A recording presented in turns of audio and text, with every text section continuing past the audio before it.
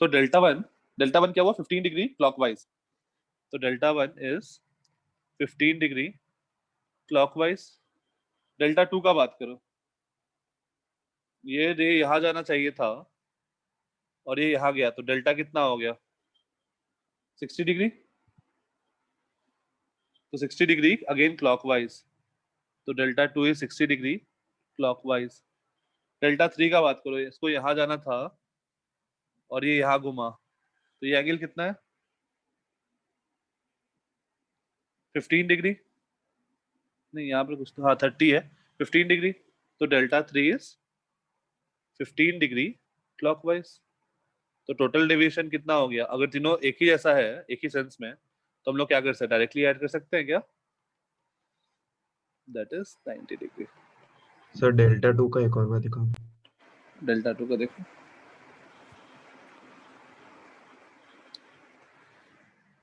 Sir मैं इसी की जगह कह रहा था कि डायरेक्टली हमें जब फाइनल रे और इंसिडेंट रे का पता है, हमें एक सीधा एक्स वाई वो भी कर एक्सिस सकते बना हो, के कर सकते हैं ना। ठीक है ठीक है, हाँ वो भी सर कर वही सकते हो, किया था। ठीक, वो भी कर सकते हो। तो वो डेल्टा टू 60 कैसे है? डेल्टा टू देखो ये वाला लाइन है ना, इसको जाना कहाँ था, यहाँ, ठीक है, ये एंगल है 120, तो ये एंगल कितना हो गया, अच्छा हाँ ठीक है सर।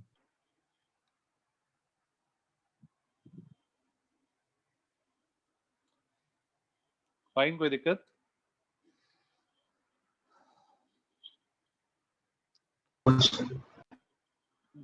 तो इस चीज का हम लोग अभी यूज करते हैं, जो हम लोग का टीआईआर होना है ना, इसका हम लोग यूज करते हैं लॉन्ग डिस्टेंस ट्रांसमिशन के लिए। जैसे जो तुम्हारा ऑप्टिक फाइबर है वो बेसिकली इस चीज का यूज कर रहा है। तो ऑप्टिक फाइबर में क्या होता है, हम लोग ऐसा फाइबर होता है 2 लेयर का, सर उस पे भी क्वेश्चंस करने हैं, क्या इस तो पे मैं भी फ्री का क्वेश्चंस करने हैं। तो मैं फ्री का थोड़ी समझा रहा हूँ तेरे तुमको,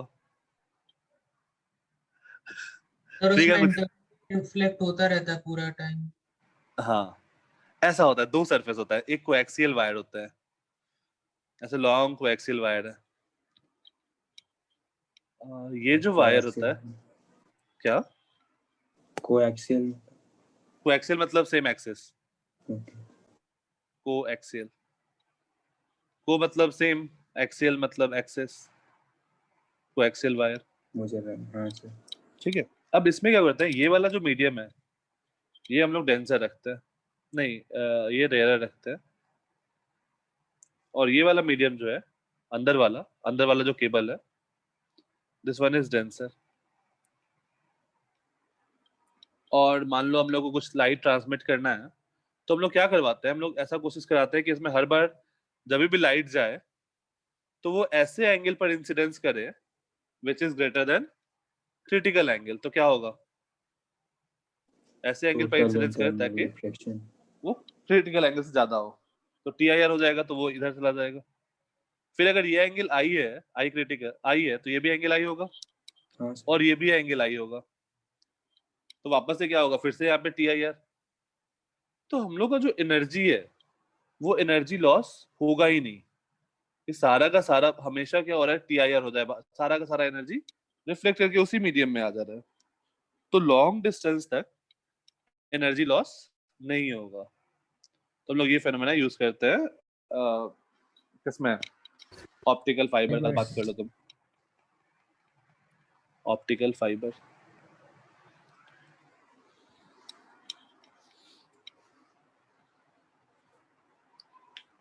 सर ऑप्टिकल फाइबर क्या होता है? ऑप्टिकल फाइबर बेसिकली जैसे अभी अपना ये है ना जियो फाइबर, ये सब बेसिकली लॉन्ग डिस्टेंस ट्रांसमिशन के लिए यूज करते हैं ताकि एनर्जी लॉस मिनिमम हो। Okay sir. सर जो आपने बीच में येलो से जो डेंसर मीडियम बनाया वो क्या चीज है? 2 वायर है बेसिकली, एक ये वायर है, एक ये वायर है येलो वाला, और इसके बाहर एक दूसरा वायर है। तुम साइड व्यू देखो इसका, तो साइड व्यू ऐसा दिखेगा, एक ये येलो, ये अंदर वाला वायर है जो डेंसर है, और इसके बाहर एक दूसरा मीडियम है जो रेयरर है, ये रेयरर है और ये डेंसर है। अभी फील आया? ओके सर, हाँ समझा समझा। तुम देखे होगे ना वायर जो होता है वो मल्टीपल हाँ सर। कवरिंग होता है। Okay, question.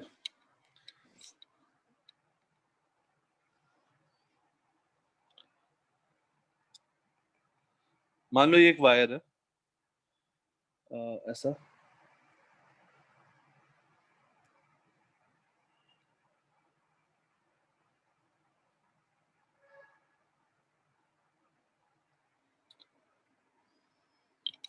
इसका म्यू है, म्यू सही से देना होगा।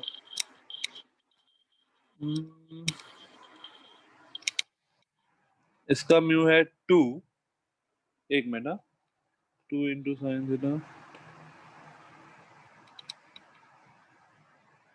हाँ, सर एक और बार इस ऊपर वो डायग्राम दिखाओ ना।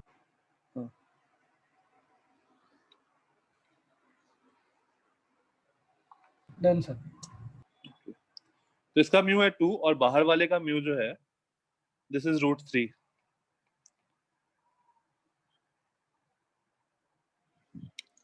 हम लोग यहां से लाइट भेज रहे हैं इसमें, इसके इंटरफेस पे। तुमको बताना है आई का critical value such that once light gets inside that optical fiber it never escapes out. Find the critical value of I so that once critical के बाजू में एक स्पेस थोड़ा छोड़ के रखना, उस पे एक वर्ड डालूंगा मैक्सिमम या मिनिमम, ये एक बार डिटरमाइन करना होगा।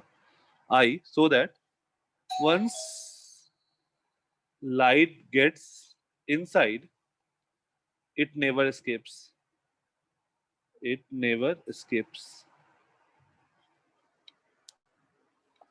हाँ, एक बार सोचो, मैं बता रहा हूँ जहाँ पर मैक्सिमम होगा या मिनिमम होगा।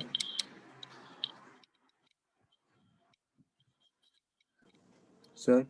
हाँ सर ये सेम मीडियम से लाइट एंटर कर रही है क्या? सेम मीडियम से मतलब नहीं, बाहर मतलब बाहर बाहर दूसरा है, बाहर म्यू 1 है। अच्छा, बाहर 1 है। Okay. Just a minute.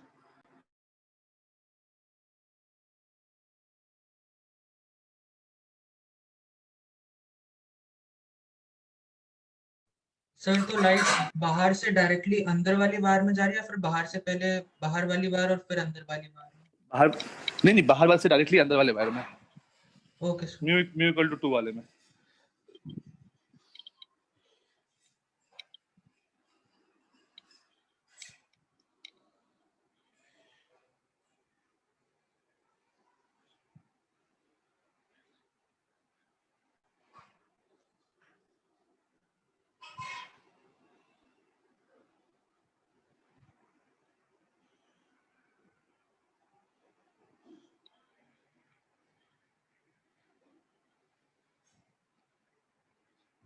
Critical value या फिर maximum value of I, so that once light, 2 बार हो गया।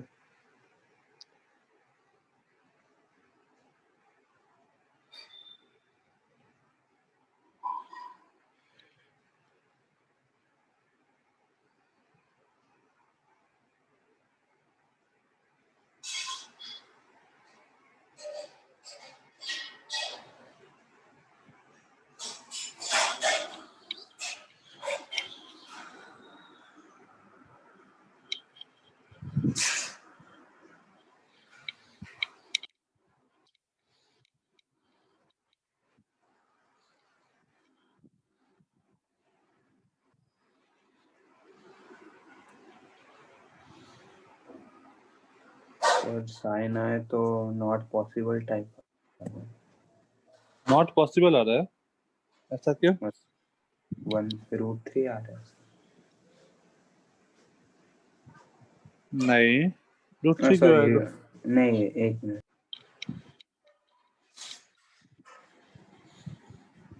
Sir 45 degree. 55 डिग्री, एक मिनट रुको, चेक करने दो। सर ये मेरे ख्याल से मिनिमम वैल्यू है।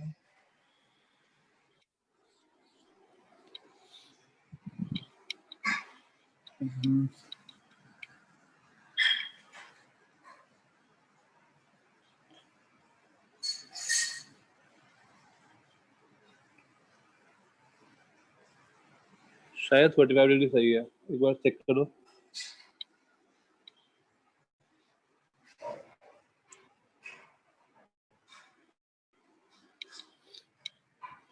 सबसे पहले तो क्या क्या होगा लाइट के साथ, ये यहाँ पे एक रिफ्रैक्शन होगा क्या? हाँ यस सर। उसके बाद क्या होगा? सर Yeah, मैंने yeah. एक्चुअली स्टार्ट इधर से किया, ये Sir, वाले केस towards इसके the अंदर normal रिफ्लेक्ट bend कब होएगा ना? करेगा? हाँ, टुवर्ड्स द नॉर्मल बेंड होगा, ये इधर बेंड किया, उसके बाद यहाँ पर क्या हो जाना चाहिए? इंटरनल रिफ्लेक्शन TIR होना चाहिए। TIR, yes. ओके, तो मतलब मैं ये क्रिटिकल एंगल, इससे ज्यादा एंगल होना चाहिए। सर ये वो 60 डिग्री आया क्रिटिकल एंगल। हाँ ठीक है, तो I शुड बी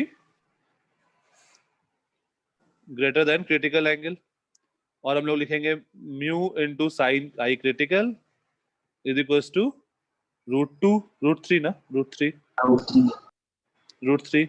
तो यहाँ से आगे this implies sine I critical is equals to √3/2, और this implies I critical equal to 60 degree. Fine. तो हम लोग I क्रिटिकल से ज्यादा एंगल होना चाहिए या कम एंगल होना चाहिए? ज्यादा। ज्यादा ज्यादा। सो I1 should be greater then I critical, तो ये एंगल 60 से ज्यादा होना चाहिए, और this implies I1 should be greater then 60 degree. Let's say this angle is R1, तो I1 अगर 60 से ज्यादा है तो R1 क्या होगा? सर 30 से कम रहेगा। R1 should be less than 30 degree, less than और इक्वल टू वाला कंडीशन अभी स्किप करना है, लेस देन 30 डिग्री। अब R1 अगर मैक्सिमम R1 क्या हो सकता है? 30 डिग्री। तो I का जो मैक्सिमम पॉसिबल वैल्यू है वो क्या हो सकता है? 1 into sine I equal to 2 into sine 30, 2 into तो इसमें 90 degree sine sir 30। √2 into sine 30। अच्छा, √2 नहीं, μ2 दिया है ना?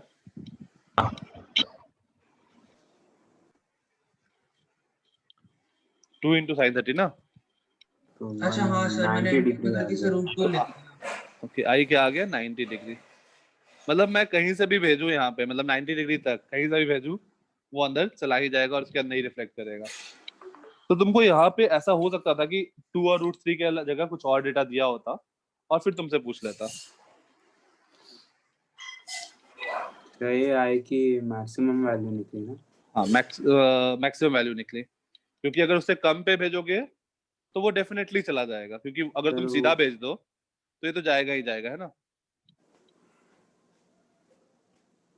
तो ये तुमको I की मैक्सिमम वैल्यू निकली 90 डिग्री। सर I1 निकाला, उसके बाद क्या किया बता? वही सर, वो कंपेयर कैसे किया है समझा। I1 अगर 60 डिग्री से बड़ा है तो I1 प्लस R1 कितना है? 90 डिग्री। 90। तो I1 अगर 60 से बड़ा है तो R1 30 से छोटा होगा या नहीं होगा? 30 से छोटा होगा, हाँ। तो बस ठीक है, तो ये I का मुझे क्रिटिकल वैल्यू मिल गया 90 डिग्री। इस केस में हमारा आंसर 90 डिग्री है। अगर कुछ और रिफ्रैक्टिव इंडेक्स होता, मैक्सिमम actual मिनिमम कुछ- कैसे डिक्लेयर करते सर, और रिफ्रैक्टिव इंडेक्स होता था। अब देखो यहाँ पे, अगर तुम ऐसा भेजो, बिल्कुल सीधा भेज दो, फिर तो कभी होगा ही नहीं ना, हमेशा वो अंदर ही चला जाएगा, उसमें तो कोई दिक्कत ही नहीं है। फिर वायर बैंड की तो अगर तुम ऐसा भेजो, मतलब यहाँ पर तुम हल्का सा एंगल पे भेजो, तो क्या होगा? तुम्हारा ये I क्रिटिकल ज्यादा होगा, I जो एंगल होगा वो ज्यादा होगा, हाँ यस सर, वो ज्यादा होगा। ठीक है? R दिस और विल बी कम द हो maximum possible value of I। जाएगा। Okay sir. और किसी को कोई डाउट?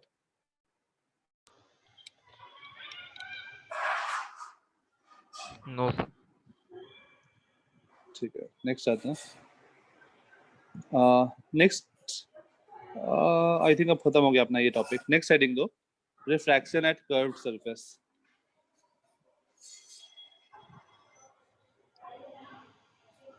सर लेंस आएगा क्या इसमें? नहीं, पहले रिफ्रैक्शन एट कर्व्ड सरफेस, उसके बाद lens. Refraction at curved surface.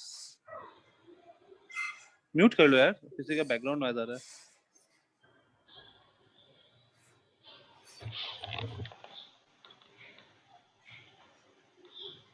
गर्व म्यूट।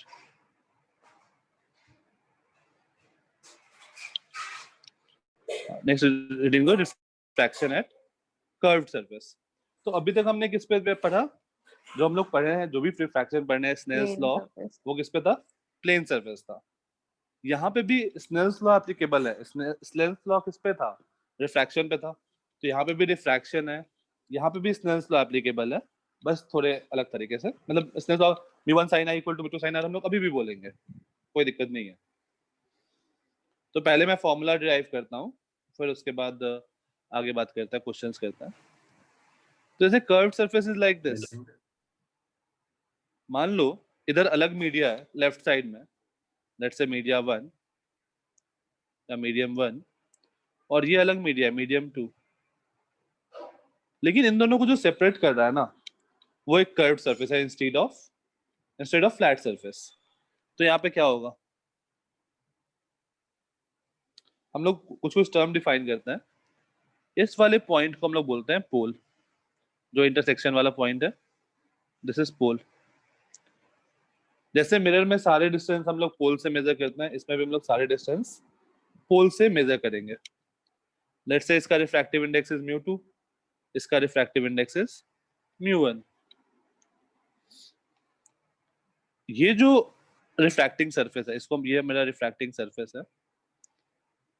रिफ्रैक्टिंग सरफेस, इसका जो सेंटर होगा दिस, इसको हम लोग बोलेंगे centre of curvature. Centre of curvature, और इसके रेडियस को r is radius of curvature.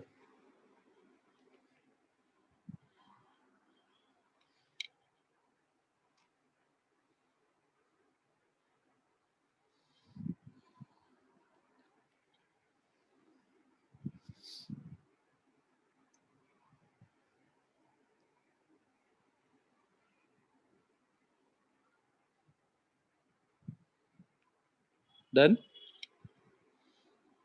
Yes, sir. Sir एक मिनट।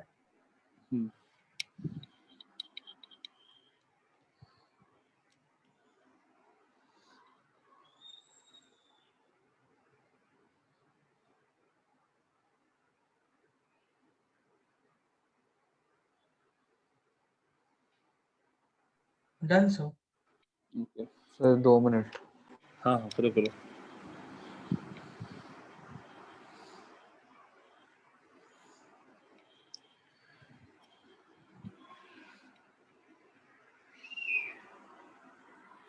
ये कौन सा क्लास है? 10th है ना, रे ऑप्टिक्स का?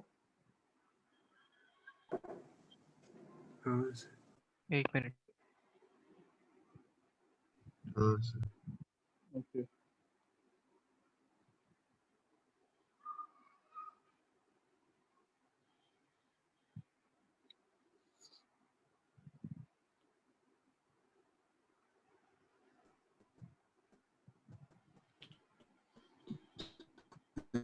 इसमें पढ़ेंगे क्या स्पेरिकल वाले से पास होगा तो क्या?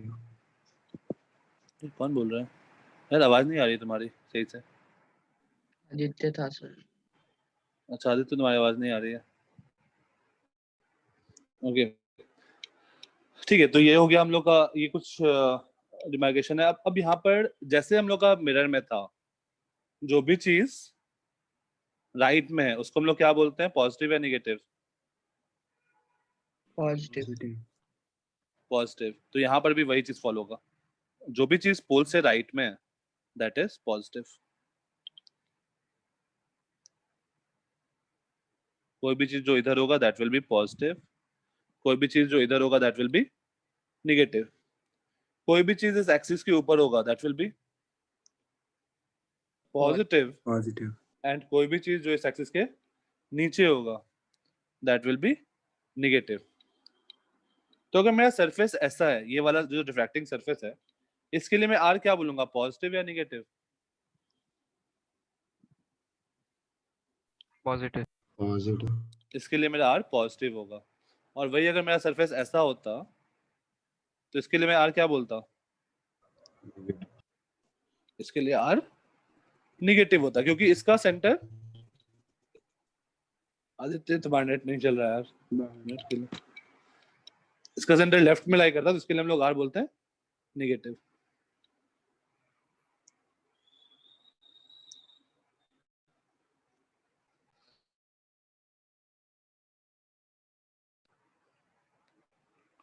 ठीक है, तो जिसके लिए जो इसका सेंटर राइट साइड में उसका आर पॉजिटिव, जिसका सेंटर लेफ्ट साइड में उसका आर नेगेटिव, जैसे हम लोग मिरर के केस में देखे same.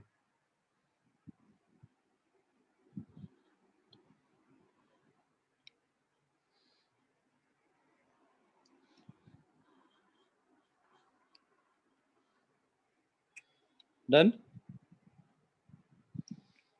Yes. Okay, next heading दो, image formation. Image formation by curved surface.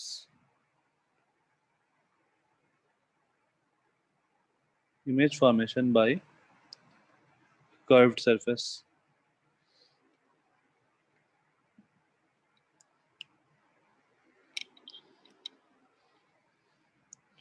Again हम लोग रेज जो है वो पैरा एक्सियल कंसिडर कर रहे हैं, मैं लिख ही देता हूँ, रेज आर पैरा एक्सियल।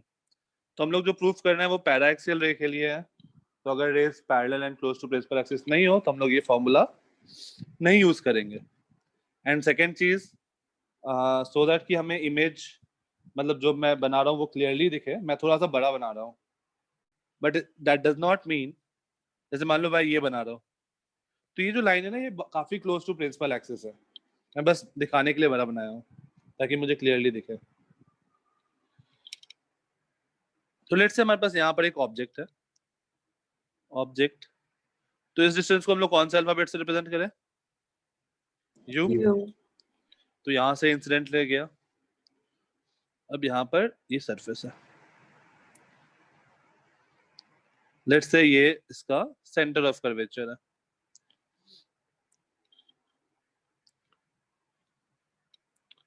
तो ये नॉर्मल होगा,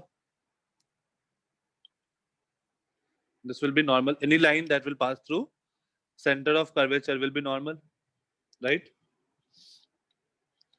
अब ये रे किधर बेंड करेगा, it will bend towards the normal. अगर मान लो बाद वाले सरफेस का रिफ्रैक्टिव इंडेक्स ज्यादा है तो वो राइट बेंड किया, और लेट्स से इधर की ओर, पिंक नहीं, लेट्स से इधर की ओर बेंड किया और यहाँ बन गया। तो ये मेरा क्या हो गया, इमेज, ये हो गया आई। इस डिस्टेंस को हम लोग क्या बोल रहे हैं, V. V। और ये डिस्टेंस क्या होगा, R। तो एक रे मैंने ये कंसिडर किया रेड और व्हाइट वाला, और दूसरा रे मैं ये कंसिडर कर लेता हूँ, लेट्स से ये वाला। तो ये रे तो सीधा निकल जाएगा क्योंकि नॉर्मल के लॉन्ग इंसिडेंट है, राइट। तो ये इमेज बन गया यहाँ पे, जस्ट अ मिनट।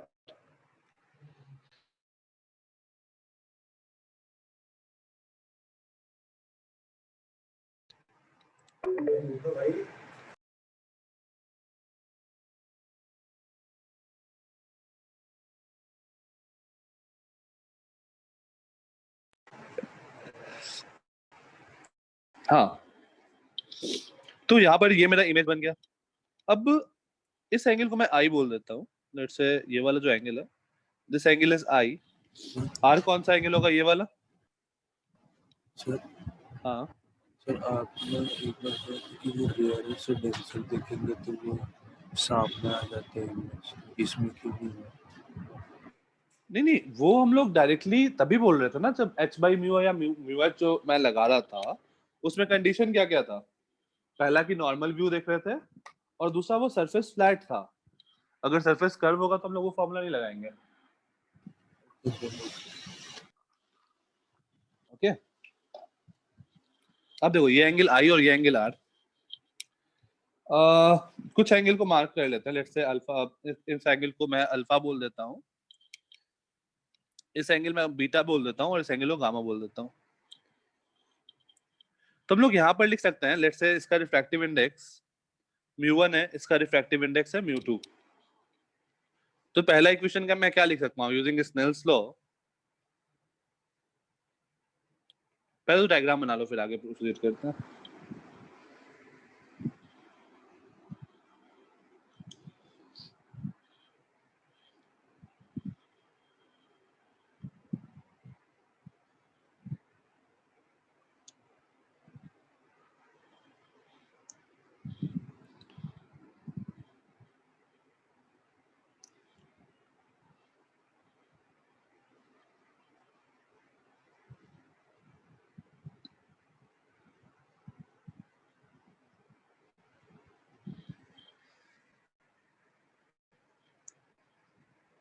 ठीक है,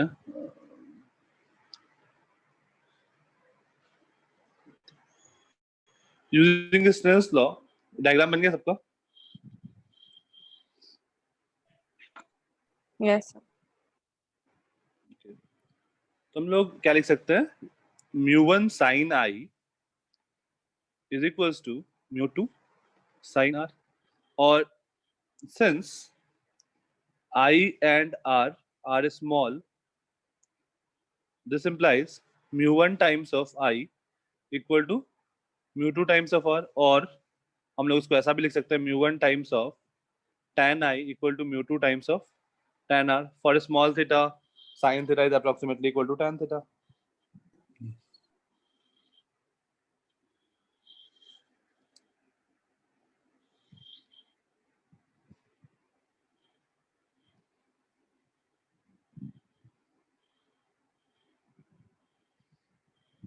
ठीक है,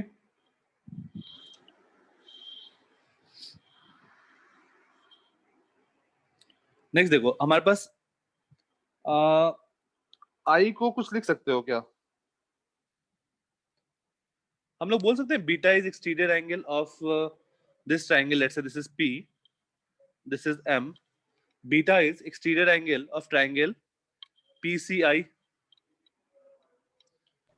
हाँ सर। तो beta equal to R plus gamma लिख सकते हैं, राइट? तो beta is exterior angle of triangle, क्या नाम था ट्रायंगल का? PCI। This implies beta equal to R plus gamma.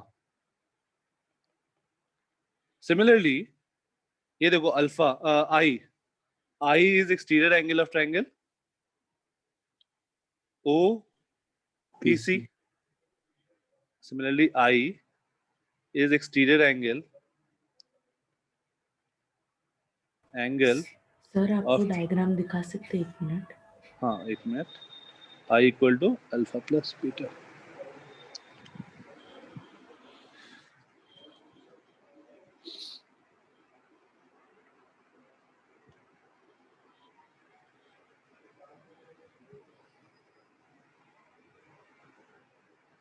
हो गया सर, थैंक यू। ठीक, अब देखो यहाँ से हम लोग क्या लिख सकते हैं, अगर ये दोनों बराबर है, beta equal to R plus gamma and I equal to alpha plus beta, बोला आपने?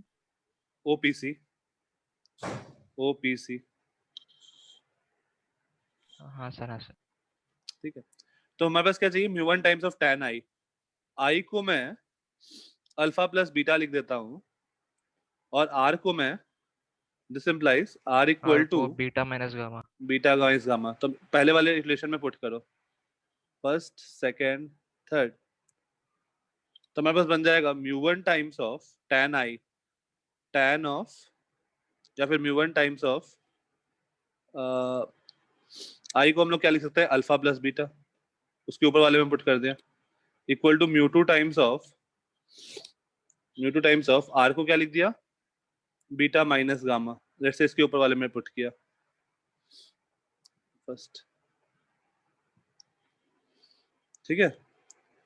तो अब हम लोग क्या लिख सकते हैं, अल्फा को, सर एक मिनट, हाँ। आपने ऊपर क्या किया? अच्छा मैंने अच्छा, ओके, आई की समझ जगह गया। Alpha plus beta is equals to mu two times of tan beta minus tan gamma.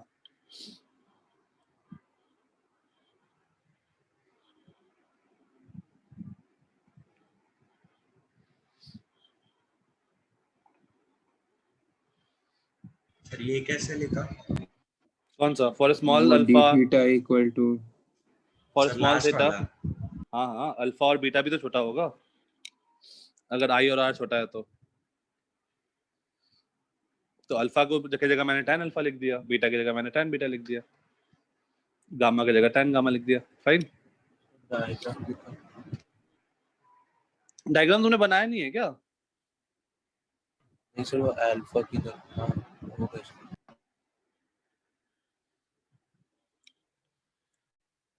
ठीक है, अब देखो tan अल्फा क्या होगा, tan alpha will be pm upon om, pm upon om।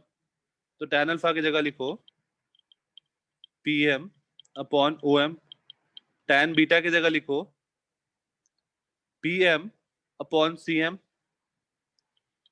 pm upon cm is equals to mu two tan beta की जगह pm upon cm minus tan gamma क्या है, pm upon ci upon ci। तो ये pm pm pm gets cancelled, om क्या है, om is U u, minus you. ठीक है। तो एक काम करते हैं, mu one upon O M, C M, C M कहाँ पर है, सी एम देखो, सी एम क्या है, आर है ना, तो मैं सी एम की जगह आर पुट कर दूंगा, ओ एम की जगह मैं माइनस यू पुट कर देता हूँ, mu M upon minus U plus mu one upon plus R is equals to mu two upon plus R minus P M तो खत्म हो चुका है, mu two upon C I की जगह प्लस वी। तो यहाँ म्यू टू बाई वी को इधर ले आओ, तो mu two by V minus mu one by U is equals to mu 2 minus mu 1 by r. This is diffraction formula. Sir C I V कैसे होगा? एक मिनट, सी आई देखो क्या है, सी आई नहीं, सॉरी कुछ तो गड़बड़ लिख दिया यहाँ पर, पी एम अपॉन क्या आएगा, tan गामा CM पी होगा एम वो। आई आएगा, वहां पे P M upon M I आएगा। tan गामा देखो क्या है, tan gamma is P M upon I M, ठीक है, और आई एम को मैं वी लिख सकता हूँ। Sir Cool. नीचे scroll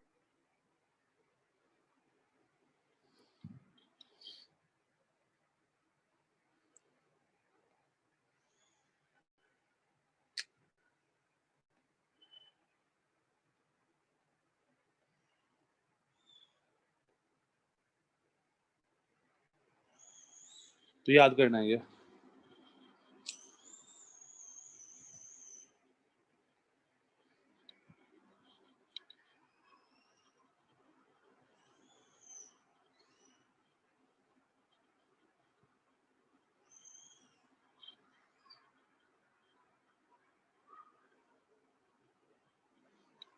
अब देखो यहाँ पर कंफ्यूजन कहाँ होता है, कंफ्यूजन होता है कि कौन से मीडियम को म्यू टू लेना है, कौन से मीडियम को म्यू वन लेना है, ठीक है। तो म्यू वन इज जिसमें इंसिडेंट रे है एंड म्यू टू इज दूसरा वाला जहाँ रिफ्रैक्टेड रे है। जहाँ रिफ्रैक्टेड रे भी नहीं, या फिर बोल सकते हो जहाँ रिफ्रैक्टेड रे है, ठीक है, जहाँ रिफ्रैक्टेड रे है दैट इज म्यू टू। जहाँ इमेज है। हाँ, तो मैं दो तरीके से लिख सकता हूँ, mu one sir is total अगर टी आई आर हो रहा है तो नहीं ना,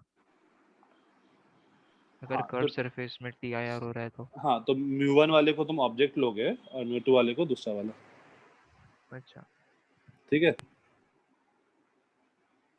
तो हाँ म्यू वन इज, तो यहाँ पर हम लोग का जो है म्यू टू इज वेयर μ1 कहाँ पर है, ऑब्जेक्ट वाला, और μ2 दूसरा वाला।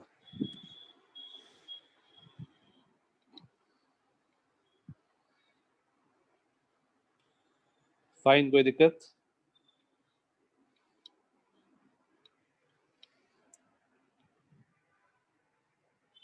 क्वेश्चन, मान लो एक ऐसा है, इसका radius of curvature is 20, mu is 2, हमने यहाँ पर ऑब्जेक्ट रखा at a distance of 30 centimetre, mu is 1, बताना इमेज कहाँ बनेगा, एंड ऑल्सो ड्रॉ द रे डायग्राम। सर वो u का साइन डायरेक्टली इंक्लूडेड रहता है ना माइनस? नहीं, तुमको माइनस डालना पड़ेगा, जैसे मिरर फॉर्मूला में डाले थे ना 1/v + 1/u = 1/f, वहाँ पर v और u डालते थे, प्लस या नहीं माइनस। सर, u की साइन जगह कन्वेंशन माइनस u लगाने लिया के ना। बाद कुछ सर नहीं करना माइनस ना। u उसकी वजह से तो आया था। माइनस u हम लोग यहाँ पर लिए हैं। अच्छा, यहाँ पर तुम बोल रहे हो कि जो हम OM है उसको हमने माइनस u लिया है। हाँ हाँ सर, OM जो माइनस u लिया है,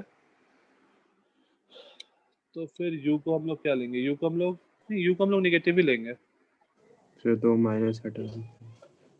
एक मिनट, u को हम लोग लेंगे तो नेगेटिव है। हाँ सर, तभी OM पॉजिटिव आएगा फिर ऐसे। OM क्या है, OM पॉजिटिव। एक मिनट, u को नहीं, सॉल्व करने टाइम u हमेशा नेगेटिव ही आएगा। यहाँ प्रूफ करने टाइम अगर मैं यहाँ पर इंस्टेड ऑफ माइनस u अगर प्लस u भी डालता हूँ तो कोई फर्क पड़ेगा क्या, +u r + v। हाँ सर, हाँ, तो फिर μ1 - μ2 बन जाएगा वो।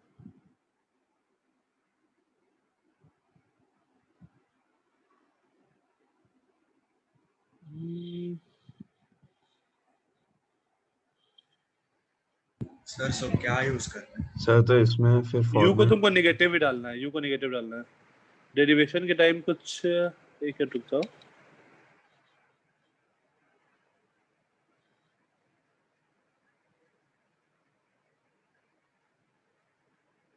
बीटा क्या है, बीटा को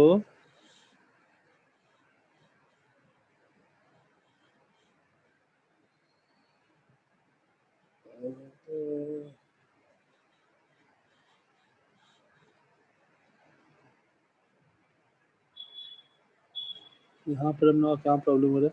ओके, एक बार अभी तो यही यूज करो, मैं एक बार यहाँ पर बताता हूँ। यहाँ पर हम लोग माइनस u डाले हैं, अगर वहाँ पर हम लोग प्लस u डालेंगे तो क्या फर्क पड़ रहा है प्रूफ में। हम लोग का वहाँ पर μ2/r बनेगा, माइनस μ1/r हो जाएगा। फिर v की वैल्यू 24 आ रही है।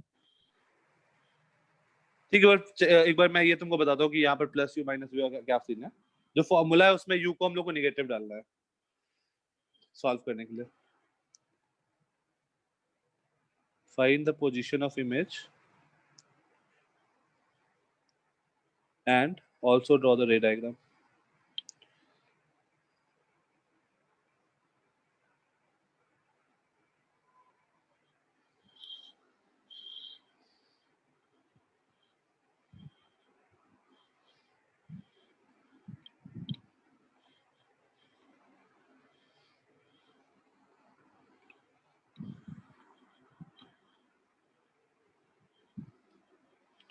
क्या आ रही है v की वैल्यू? Sir 24 centimetre. और किसी का? 120 आया मुझे। अच्छा, u क्या क्या लिए, u इज -30, r इज +20, μ2 को क्या लिए 2, μ1 इज 1, तो μ2/v minus μ1/u is equals to μ2 - μ1/r। तो यहाँ से आ जाएगा 2/v + 1/30 इज इक्वल्स टू 1/20, और this implies 2/v is equals to 1/20 - 1/30। LCM ले लो 60, 3 - 2 दैट इज 1/60। तो यहाँ से क्या आ गया, v = 120 सेंटीमीटर + 120 सेंटीमीटर। सर मैंने माइनस फिर से नहीं लिया था उधर, कहाँ पे? 1/30 लिया था इसीलिए। नहीं नहीं, यू को मैं बोल रहा हूँ ना, यू को माइनस लेना है, वो साइन ओके कन्वेंशन के साथ लेना है। Okay sir. अच्छा, अब रे डायग्राम के लिए क्या करें? इमेज यहाँ बन रहा है 120 सेंटीमीटर, मेरा सेंटर कहाँ है? यहाँ पर होगा कहीं पे। तो लेट से एक रे ले लो, एक रे तो मेरा नॉर्मल नीचे वाला आ जाएगा, ये वाला सीधा निकल गया। एक रे यहाँ गया, ये सेंटर है, ये नॉर्मल है, it will bend towards the normal और यहाँ पर आ जाएगा इमेज। ये रे डायग्राम हो गया।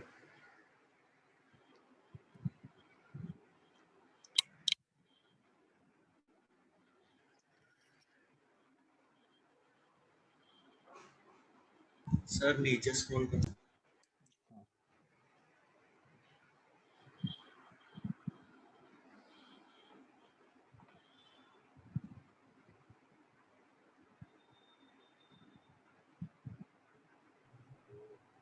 सर ये कैसे हो सकता है? क्यों? सर ट्रायंगल बनता है तो आप सर ऊपर जाओ सर। ये फिगर में ट्रायंगल बनता है तो ये फर्स्ट वाला ट्रायंगल OPC, उसका इनिशियल एंगल वो नॉर्मल के साथ ज्यादा है ना सर? ये एंगल, हाँ, और ये एंगल कम एंगल है, नहीं सर, ये नीचे वाला एंगल, ये वाला एंगल। हाँ वो वाला एंगल सर। हाँ सर। तो वो एंगल क्यों देख रहे हो? हमें तो आई और आर चाहिए ना, हमें तो ये एंगल और ये एंगल देखना है ना। आई ज्यादा होना चाहिए कंपेयर टू आर। हाँ sir. Mu sin i equal to mu sin s।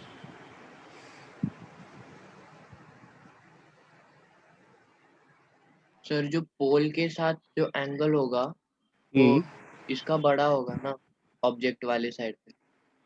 पोल के साथ एंगल कैसे मेजर कर रहे हो? नहीं, वो उसको टच कनेक्ट किया ना।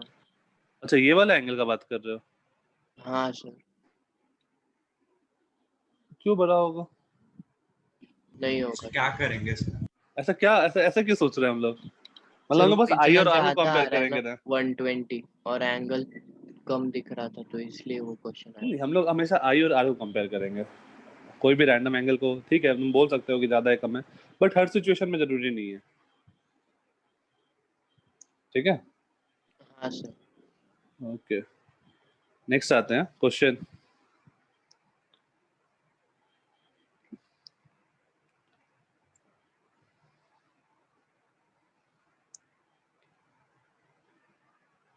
इसका आर है 30 centimetre, mu is 2, mu is 3/2।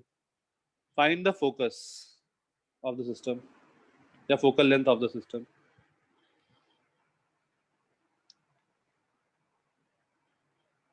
Focal length of the system.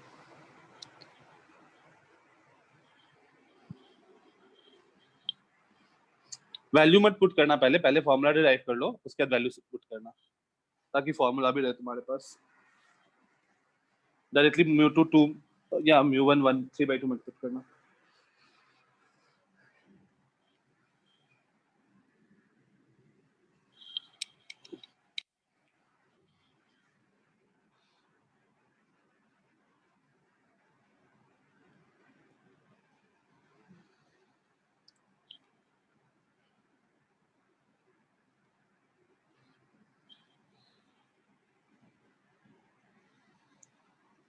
Sir क्या फॉर्मूला डिराइव करना है इसमें?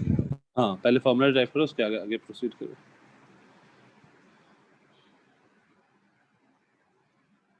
फॉर्मूला सेम नहीं होगा? करो, कुछ तो सोचो उसके बाद।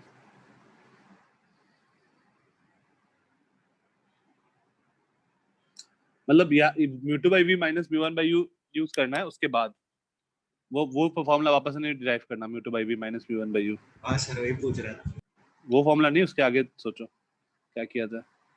अगर मान लो डेटा नहीं देता, मान लो ऐसा, अब सॉल्व करो focal length of the system, मैं ये बोल रहा हूँ अभी, ठीक है? सर एक ही फोकस रहेगा इसका। हाँ, कितना आएगा focal length?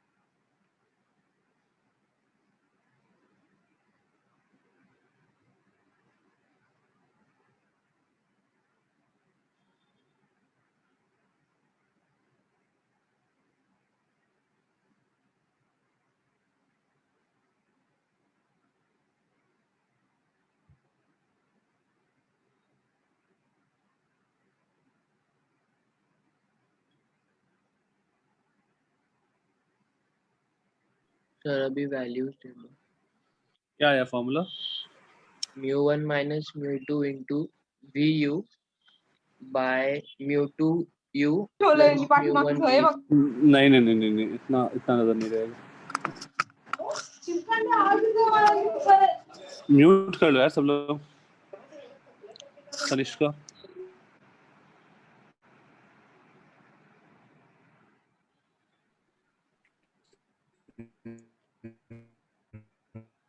Object distance infinity डाल देंगे। हाँ और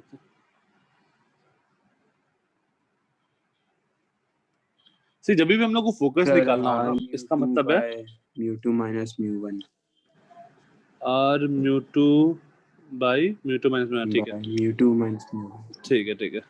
जब भी मुझे फोकल लेंथ निकालना हो, हम लोग क्या करेंगे, u को इन्फिनिटी पे डालेंगे। तो u इन्फिनिटी होगा, दिस इंप्लाइज जो इमेज बनेगा वो कहाँ बनेगा, फोकस पे बनेगा एज पर द डेफिनेशन। तो mu2 by v minus mu1 by u is equals to mu2 minus mu1 by minus r, या फिर r जो भी बाद में पुट कर देंगे by r। यहां से हम लोग का ये वाला टर्म 0 हो गया, तो mu2 by v is equals to mu2 minus mu1 by r। और v को हम लोग u इन्फिनिटी क्यों डाला? फोकस क्या होता था? अच्छा हाँ, पैरेलल डालने की सोच रहे। mu2 r by mu2 minus mu1। अब मुझे r कितना दिया हुआ है, r क्या दिए थे 20। अब वैल्यू पुट कर दो, तो r की जगह -20, तो mu2 क्या है, mu2 is 2 अपॉन 2 minus 3/2। तो यहाँ से f आ गया -40 अपॉन हाफ, दैट इज -80।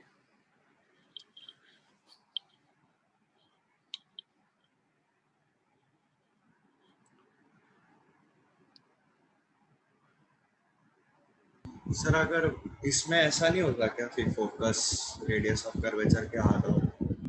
नहीं, जरूरी नहीं है। क्यों सर? यहाँ नहीं आ रहा है इसलिए। ऐसा ऐसा उस केस में आ गया था ना, हमने प्रूफ किया था। यहाँ तो म्यू पे डिपेंड करेगा ना, वहां तो हमने प्रूफ किया था, है ना। हाँ सर।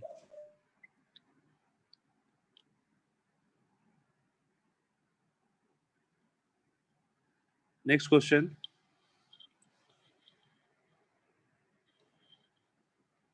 सर एक मिनट थोड़ा ऊपर कीजिए ना। सर v को f क्यों लिया आपने? तो पैरेलल आते हैं वो f पे मिलते हैं इसलिए। मैं नहीं बता रहा v को f क्यों लिया, तुम बताओ। फोकस पे इमेज फॉर्म होता है। अगर ऑब्जेक्ट इन्फिनिटी पे होता है तो पैरेलल रेज आते हैं। हम लोग अगर ऑब्जेक्ट इन्फिनिटी पे रखते हैं तो इमेज हमेशा इंसिडेंट रेज हमेशा पैरेलल होता है। और एज पर द डेफिनेशन अगर पैरेलल रेज आके जहां पर इमेज बनाते हैं दैट इज फोकस। तो इसलिए हमने v को f लिया। ये हर बार हम लोग यूज करेंगे ये कॉन्सेप्ट। जब भी तुमसे फोकल लेंथ बोलेगा, u को सीधा इन्फिनिटी पुट करो, फाइनल इमेज जो बनेगा that will be the focus. एक दो बार और यूज करेंगे ये concept. Done sir. Okay, next question. मान लो ये ऐसा सरफेस है,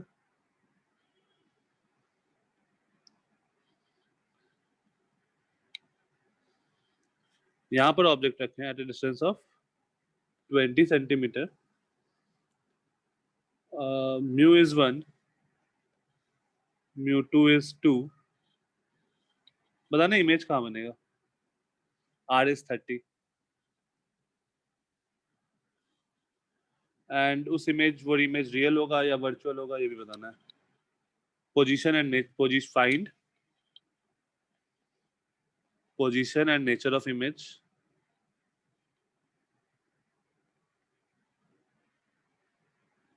also draw the ray diagram।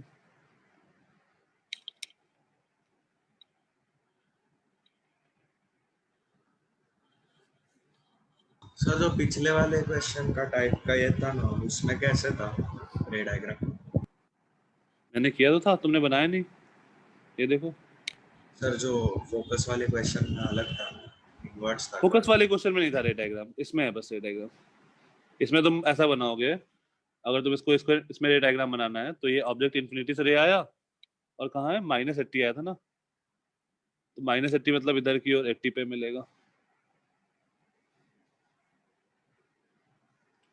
ठीक है, यहाँ से बनाओ एक और रे, ये भी यहाँ पर आके मिलेगा। तो इसमें TIR होता है क्या? नहीं,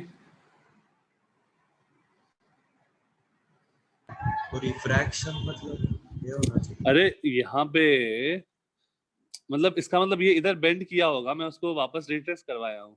अच्छा, इधर बेंड किया वर्चुअल होगा। फोकस बनाया, ओके। हाँ, उसको मैं वापस बेंड किया हूँ।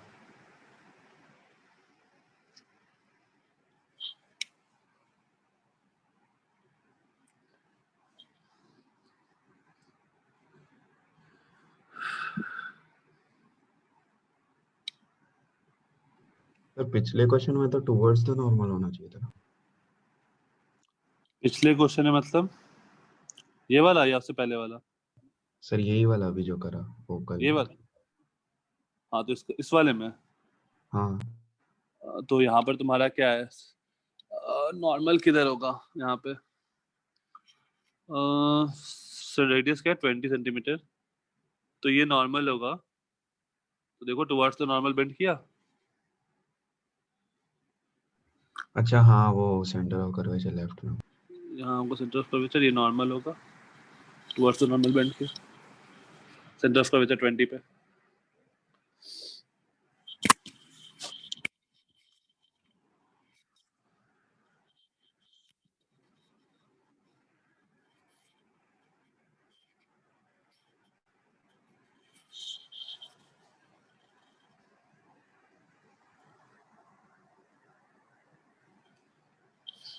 सर इमेज फ्रॉम वर्चुअल होगा क्या? हाँ सर डिस्टेंस -120 सेंटीमीटर्स। ठीक है, और ये डायग्राम बना दो।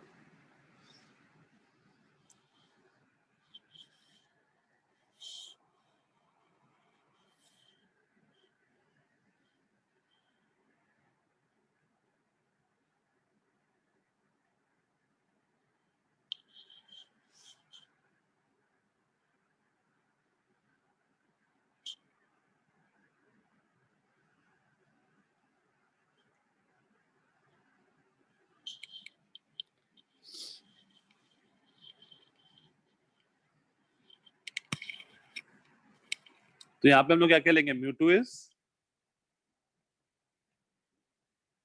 2, μ1 is 1, u is -20, r is +30।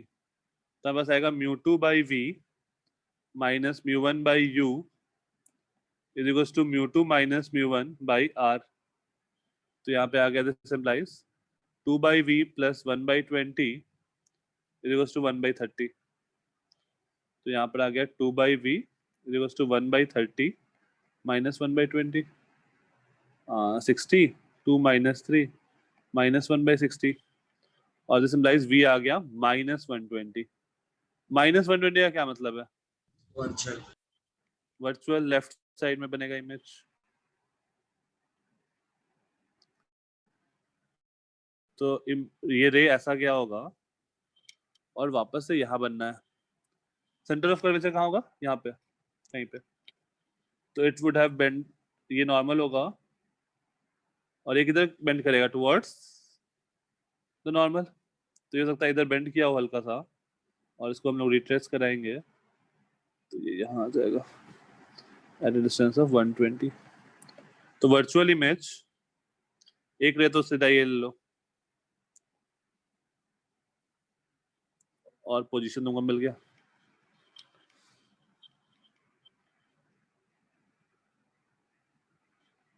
Sir पिछले क्वेश्चन में फिर ऐसा क्या हुआ था कि इमेज रियल बनी थी, तो पहले सॉल्व किया था? क्योंकि मेरा v जो आया था वो +120 आया था। हाँ, पर कुछ वैसा फिजिकल सेंस है क्या? रेडियस बड़ा था। यहाँ देखो, यहाँ पर क्या था, सेंटर यहाँ था ना 20, ये छोटा सा था, तो यहाँ से इधर बेंड कर गया लाइट, तो ये अगर ये इस लाइन से नीचे बेंड हो गया तो इधर रियल इमेज बनेगा, अगर ऊपर बेंड रहा तो वर्चुअल इमेज बनेगा। सर ऐसा कुछ है क्या कि आर ऑब्जेक्ट वाले डिस्टेंस से बड़ा है या उससे छोटा है? नहीं नहीं नहीं नहीं नहीं, नहीं ऐसा कुछ नहीं है, बहुत सारे फैक्टर पर डिपेंड कर रहा है, रिफ्रैक्टिव इंडेक्स पर भी डिपेंड कर रहा है। हम लोग ऐसा डायरेक्टली कोई स्टेटमेंट नहीं बोलेंगे। डन।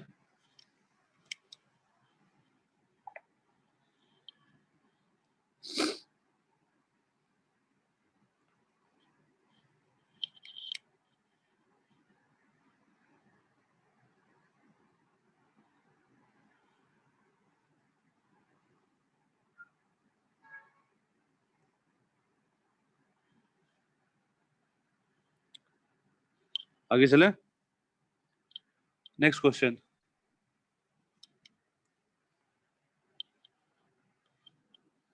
अगर मान लो यहाँ पर रे जो है, ये रे ऐसा आ रहा है, यहाँ से ऐसा आ रहा है इंसिडेंट रे, सच दैट ये दोनों रे यहाँ इंटरसेक्ट कर रहा है virtually, and this distance is 30 centimetre, radius is 20, इसका म्यू 3/2, इसका म्यू 1, बताना है इमेज कहाँ फॉर्म होगा।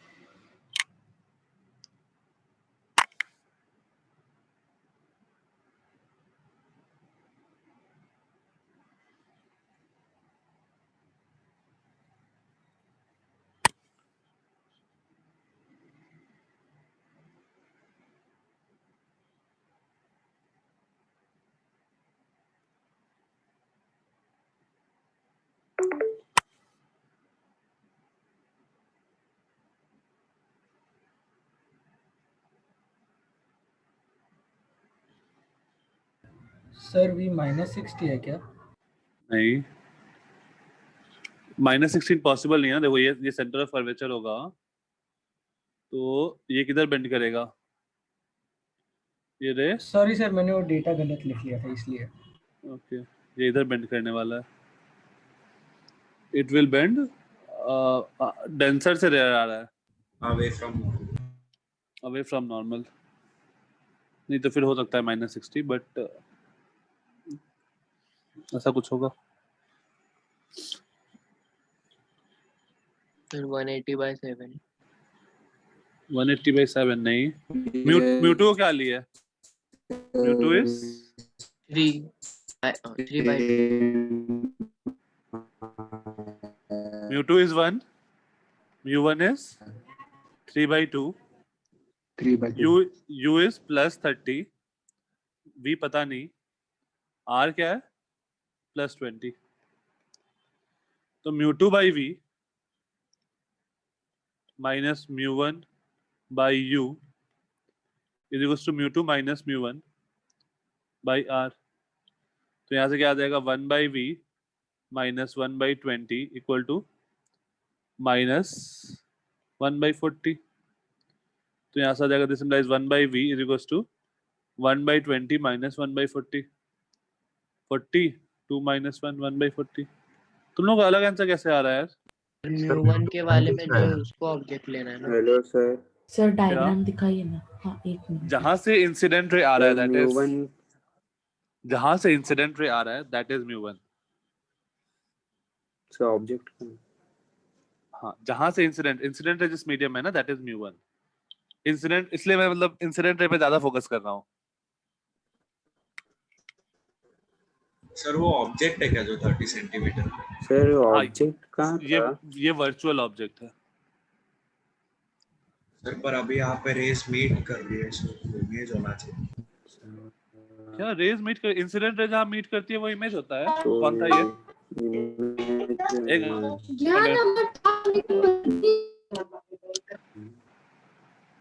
हाँ आदित्य, इंसिडेंट रे जहाँ मीट करती है वो ऑब्जेक्ट होता है।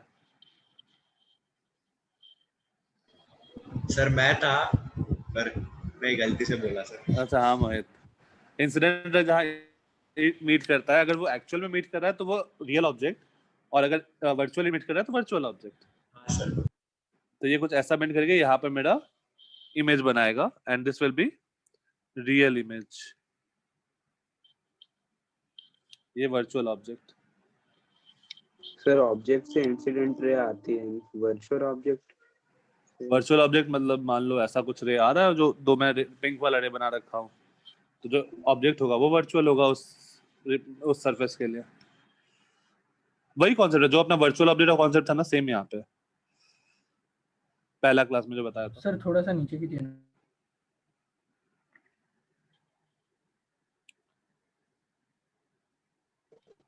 सर उसमें अपीयर टू भी कम लिखते थे ना, मतलब तुम्हारा आवाज नहीं आ रहा है, टेक्स्ट कर दो।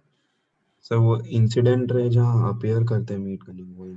हाँ, जहाँ पर इंसिडेंट रे अपीयर करता है मीट करता है, अगर अपीयर कर रहा है तो वो वर्चुअल ऑब्जेक्ट, अगर सही में मीट कर रहा है तो वो रियल ऑब्जेक्ट। देखो तुम्हारे नोट्स में होगा। इसमें डायरेक्शन अलग ही है। हाँ डायरेक्शन अलग है। इंसिडेंट, ये पिंक वाला जो है वो इंसिडेंट रे है, तो ये पिंक वाला एक्चुअल में तो इंटरसेक्ट कर नहीं रहा है, ये एक्सटेंडेड इंटरसेक्ट कर रहा है, तो फिर ये जो ऑब्जेक्ट बनेगा this will be virtual object. अगर इंसिडेंट रे सही में मीट कर रहा होता है ऐसा, तो फिर ये होता है ये रियल ऑब्जेक्ट होता, या फिर वहां से निकल रहा होता है, जैसे मान लो ऑब्जेक्ट से इंसिडेंट रे निकल रहा है। इसमें निकलने में कैसे बताएंगे? तो देखो तुम्हारे नोट्स में लिखा हुआ है, जहां पर इंसिडेंट रे निकल रहा होगा या फिर इंसिडेंट रे इंटरसेक्ट कर रहा है, अगर एक्चुअल में इंटरसेक्ट कर रहा है तो वो रियल ऑब्जेक्ट है। क्लास 1 का देखो रे ऑप्टिक्स का। और जहां पर रिफ्लेक्टेड रे या रिफ्रैक्टेड रे मीट कर रहा होगा, अगर एक्चुअल में मीट कर रहा होगा तो रियल इमेज, और जैसे ये वाला केस है वर्चुअल इमेज। रियल में नहीं मीट कर रहा है यहाँ पे, तो ये वर्चुअल इमेज। रिफ्रैक्टेड रे, देखो ये रिफ्रैक्टेड रे है, ये सही में मीट नहीं करेगा। दो एक और ले लो ऐसा, तो ये कभी मीट नहीं करेगा, इसको तुम बैकवर्ड लाओगे तभी मीट करेगा, तो सही में मीट नहीं कर रहा है, तो ये वर्चुअल इमेज। क्लियर हुआ? हाँ सर। ओके, तो नेक्स्ट थोड़ा क्वेश्चन। ऊपर स्क्रॉल करो।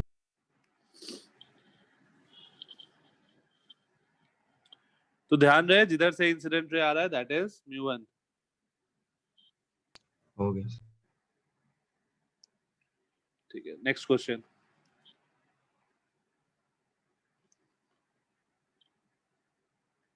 ये ग्लास स्फीयर है, ग्लास का रिफ्रैक्टिव इंडेक्स क्या होता है?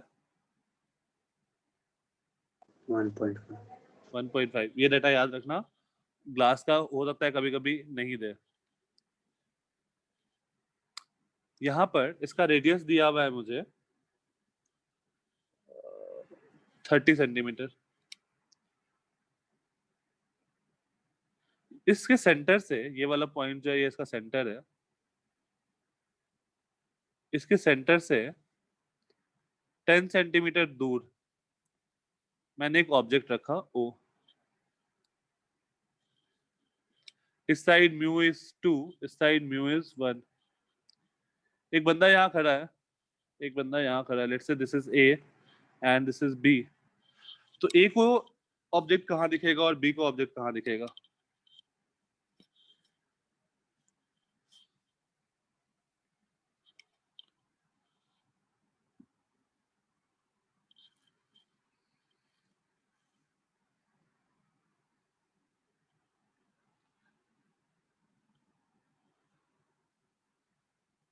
ए और बी का डिस्टेंस क्या है?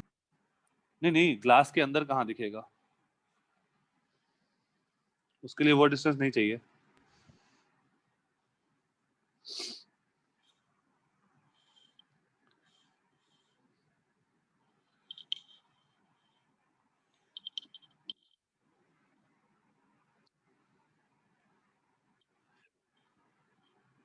आइए आइए आइए।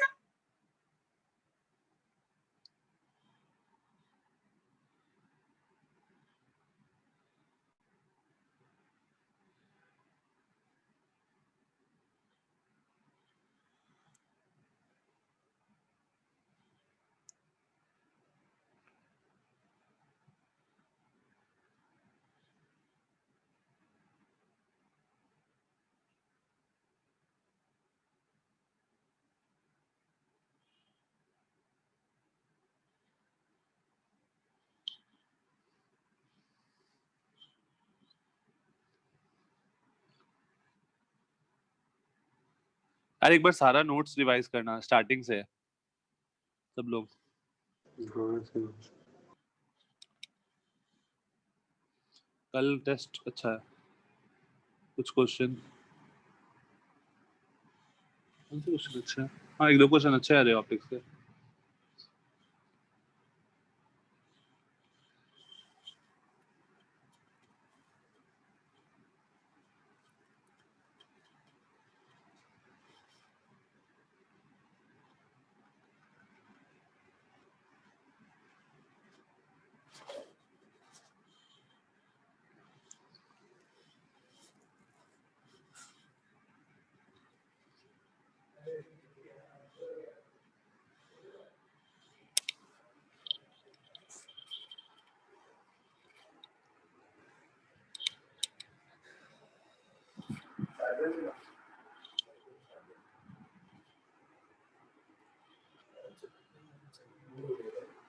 हो गया।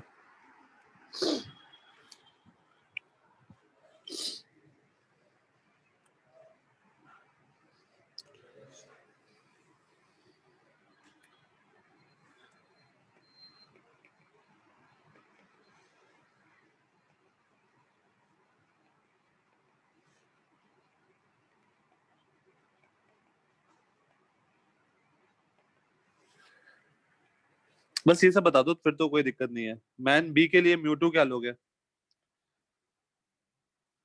बी के लिए म्यू2 क्या होगा? 1 1 म्यू1 क्या होगा? 3/2 3/2 यू क्या होगा? -20 -20 और आर क्या होगा? -30 -30 मैन ए के लिए म्यू2 क्या होगा? 2 1 मिनट हाँ 2 म्यू1 3/2 यू 30 नहीं 40 सॉरी 40 + 40 और आर +30 +30। बस अब फॉर्मूला में पुट करो आंसर आ जाएगा। सर ए का 30 आया है।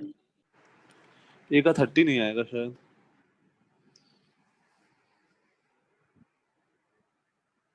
मेरे पास जो आंसर है वो थोड़ा अलग है।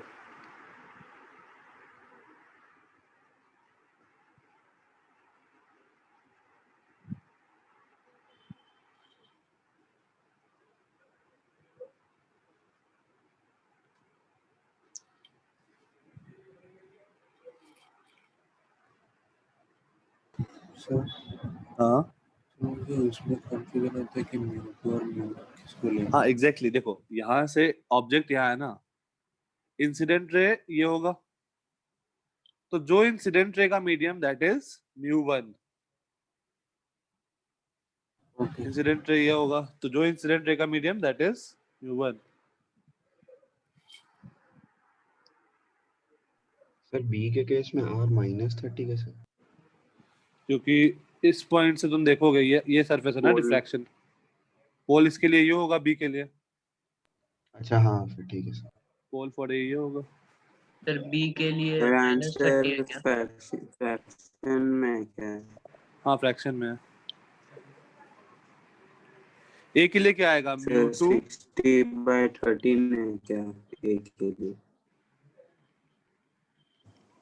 नहीं शायद, पता नहीं, देखते हैं एक बार। म्यू2/v माइनस म्यू1/u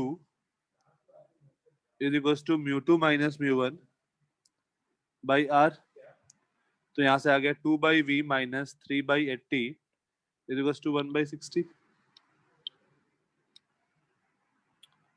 ठीक है,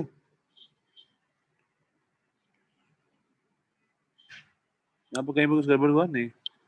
तो यहाँ से आ गया हमारे पास 2/v is equals to 1/60 plus, आवाज नहीं आ रहा है यार। क्या? Hello sir. हाँ हाँ तो 480/13 कहाँ पे? सर ए के लिए एक minute. Mu minus mu 3/2 u is equals to mu minus mu half और r इज +30 राइट। तो यहाँ से क्या आ रहा है? 2/v माइनस 3/80 इक्वल टू 1/60 आ रहा है ना। एक बार चेक करो। हाँ सर। राइट?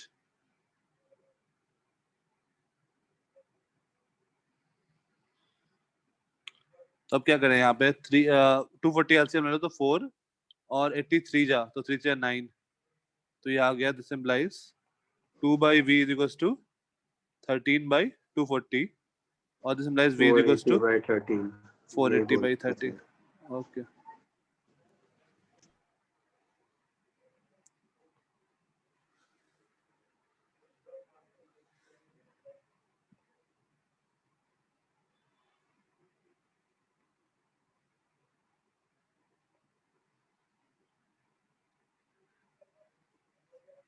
नेक्स्ट इज इधर वाले के लिए देखो दूसरा वाला calculation, mu2 by v minus mu1 by u is equals to mu2 minus mu1 by r. This implies 1 by v plus 3 by 40 is equals to plus 1 by 60, or this implies 1 by v is equals to 1 by 60 minus 3 by 40. तो ये आ गया 120 2 minus 9 minus 7 by 120.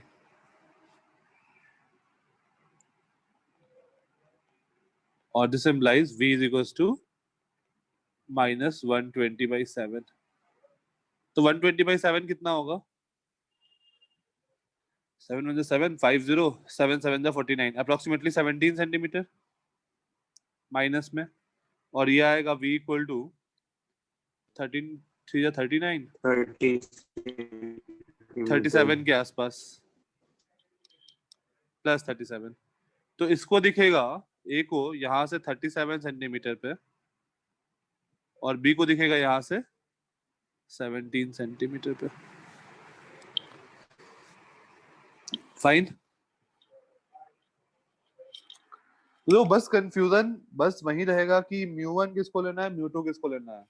So mu1 is incident ray, mu2 is refracted रे.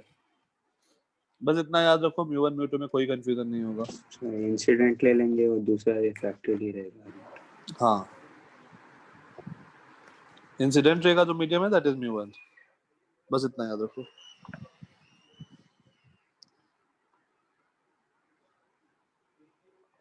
Fine. Okay, तुम लोग का homework क्या रहेगा? ये वाला जो बुकलेट है,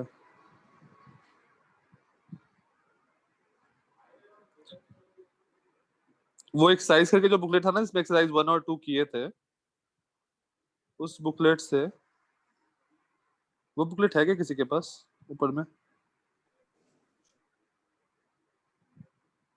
अगर है तो एक बार भेजो, मुझे मिल नहीं रहा है.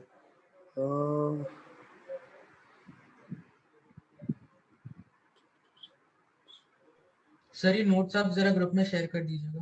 हाँ, नोट्स तो सारे ग्रुप में होंगे ना, आई थिंक. हाँ सर, सब शेयर कर देते कर दीजिए. सर वो पिछले क्लास के नोट्स भी एक बार शेयर कर देना. पिछले क्लास का नहीं है उसमें, खारगर वाले ग्रुप में तो नहीं सर है. आपको भेजा वो एक्सरसाइज वाला. भेजे हो? ओके, मुझे भेजो ना वापस. अच्छा हाँ, मिल गया. इसमें एक्सरसाइज 1 तो 1 2 तो हो गया था. एक्सरसाइज 3 कर लेना. एक्सरसाइज 3 और एक्सरसाइज 5. सर 1 2 का सिर्फ ए और बी किया था. हाँ, तो 1 2 का ए और बी किया था ना, तो 1 का सी एंड ई एंड 2 का भी सी एंड ई. डी अभी नहीं किया.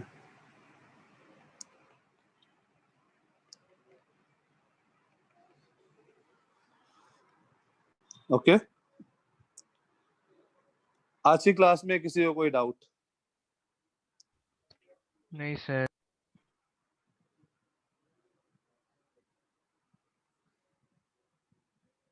सी, इसका एक्सरसाइज 2 का सी, लॉज ऑफ रिफ्लेक्शन, ठीक है, सी एंड ई. Okay fine. तो नेक्स्ट क्लास में मिलते हैं, फिर ये सारे कंप्लीट कर लेना. आई थिंक अभी टाइम है अपना नेक्स्ट क्लास का. नेक्स्ट क्लास अपना है, कब तक हो जाएगा नेक्स्ट क्लास अपना? मंडे को नहीं है, ट्यूसडे को शाम में है 4 o'clock को, तो ट्यूसडे तक हो जाएगा ये दोनों एक्सरसाइज। मंडे को ट्राई करना कंप्लीट करने का, फिर ट्यूसडे को मिलते हैं। जो डाउट्स होगा वो हम लोग डिस्कस कर लेंगे। ओके, आज की क्लास में कोई doubt? No sir. No sir. Attendance इतना कम कैसे हो गया? सर एंड तक सर लोग आज कर देते अटेंडेंस हैं। कम ही रहा। चलो ठीक है, फिर मिलते हैं नेक्स्ट क्लास में। सर आप वो thank you exercise resend by करो सर, ना। Thank you sir. ठीक है, मैं रीसेंड कर देता हूँ। Okay, bye bye. सर पिछले थैंक यू क्लास सर, के भी बाय हाँ, सर। पिछले क्लास का भी नोट्स में भेज देता हूँ। Thank you sir, bye. Bye.